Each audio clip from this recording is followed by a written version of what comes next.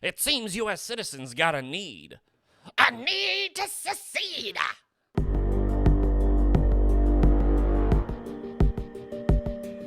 For a zang-a-lang and salutations, my lovely little lunatic. Just be a red-legged psychopath insanity. Here with my co-host, Bob. Hello.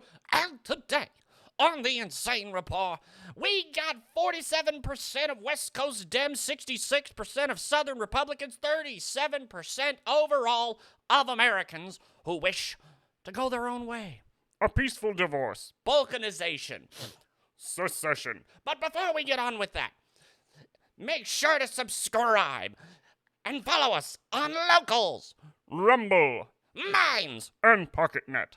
Now, we all know that there's been a little bit of tension between the Democrats and the Republicans. Also the far-left Democrats and everybody else. Exactly. So, and then everyone was talking about there's no way secession will ever happen. Yeah, and then, what was it? They did a mock, oh, what was it? They did a mock election. Oh, yeah. And then the people in California or something like that were saying, if President Trump were to get a second term, California would just secede. Exactly. Just to keep him from becoming president. But, as we all know, things were a little bit wonky, things happened, so on and so forth. But, now we're at a time where things are so divided that, really, everyone just wants to go their own way. Not really a bad idea. It isn't, but at the same time, you know China would just try and do whatever. Yeah, the instant the U.S., balkanized, split apart, everything would go to pot. It would. Sorry about this. I've had sneezing all day.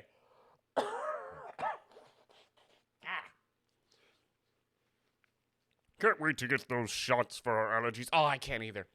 Anyway, let's get on with it. I am Kabushki. There we are. From Newsweek, which leans left, which is hilarious. But I went through a number of sites, looked it all up. 47% of West Coast Dems, 66% of Southern Republicans want to secede from the U.S. Go away. 2/3 of Southern Republicans say they support breaking away from the U.S. and forming their own country with nearby states, while nearly half of Democrats of the West Coast would do the same. A 66% majority of Republicans in 13 southern states, including Texas and Florida, are in favor of seceding from the Union. Yeah, doesn't Texas have a thing saying they're allowed to secede? I think that was part of the, when we got brought back in, instead of continuing the whole Civil War, we were like, we're going to keep this in here just in case. Yeah, the likelihood that it would happen, though, That's the whole thing. We don't know. That all depends on how things go up until 2022. which how they're looking now. Might actually happen. Are in favor of seceding from the Union, according to a poll released Wednesday by Bright Line Watch. Half of all independents in the South agreed, while only 20% of Southern Democrats were on board. Of course, only 20% of them are on board. Yeah, they're Democrats, surrounded by Republicans everywhere. Also, imagine if, the southern states did secede. Especially now with Elon Musk here, and the fact that we have the coast, and then if Florida came along with us, we'd be fine. That's the hilarious thing. Support for forming a breakaway country reached 47% among Democrats in California, Oregon, Washington, Alaska, and Hawaii. 1/3 of West Coast independents, or 33%, were in favor of the secession, along with 27% of West Coast Republicans. A smaller share of respondents from other regions agreed. In 13 Midwest states, support was highest among independents, 43% of whom wanted to secede. In northern states, 39% of Democrats were in favor of leaving the U.S. and forming their own country, while 43% of Republicans in states near Rocky Mountains said the same, which, as we can go over here, see, yeah, as we can tell here, 47%, so, yeah, 47% of Democrats, 43% of Republicans, 43% of independents, Northeast, 39 and 35, and then here in the South, 66%, 50% of independents as well. Now, how many people were in this poll? From down here, 2,750. That's not a whole lot. It's not, but at the same time, it's good enough to get a good idea. Because a lot of places, they say, what is it, if you have 1,000, that's a good representation. And yeah, overall, 39% overall, 32, 30, 34, and then 44%, almost half of the people in the southern area want to leave. And here's the whole thing. Because here's the problem. Because in the mountain and south, if they connected, because a lot of Republicans and independents want to leave here, so they would probably come together. The Pacific, they'd be on their own, but at the same time, Hawaii, Alaska, they have California, they'd be fine. Would they? That's the funny thing. Yeah, once again. Because here's the big thing. I know a lot of people in because here's, once again, we'll just kind of go over, but yeah. Then, of course, Blaze says the same thing. They want to break away. 2 and 3 Republicans. Overall, 44% of Americans in the South, And then you get over here, which is the shocking poll finds many Americans now want to secede from the United States. Overall, 37% overall. So over a third of everyone polled is willing to secede. That's kind of scary. It is. Now we'll hold on to this picture for right now. But basically, that's the big thing about all this. Because right now, if the Pacific area just said, screw it, we're gone, I imagine a lot of people, especially because there's a lot of problem with stuff in California, because, sure, you have the big cities, you have LA and all that stuff, but where does all their water come from? Where do all the food, California does make a lot of food for the world, but at the same time, I'm betting if they split off, there's a lot of area here in Texas that I believe could be used for more farming, mountain, heartland, the same. Northeast would definitely become a fishing hub. Which it already basically is. Yeah. See, that's the whole and the whole thing about all of it is the simple fact that this is how bad things are getting. The fact that 37% of the respondents want to have their own country. And at the same time, it does make sense. Yeah, because the whole problem is... bug. Yeah, bug. The problem is that the federal government is trying to make laws that not only affect this area, but everywhere else. So, gun laws in New York are not the same, should not be applied to places like in the mountain of the heartland. A farmer needs their AR-15 because, yes, wild boars, especially hogs down here in Texas, it's maddening. Like, quite literally, friend sent me a video of just a bunch of boars, or hogs, running across his land. And these are several 100-pound pigs that can kill you. And they destroy land. So, yes, people down here need that gun for that kind of thing. Whereas in New York, you're in such small, closed spaces, you don't really need it. But at the same time, they're trying to pass laws for everyone. And there's the problem. What was it? The whole thing with Biden where he was talking about how we're going to have to lock down again. He's not talking about Texas and Florida. Yeah, because they already opened up and they're not doing that. So he is literally talking to places like Washington, New York, all that, California. He's talking to them.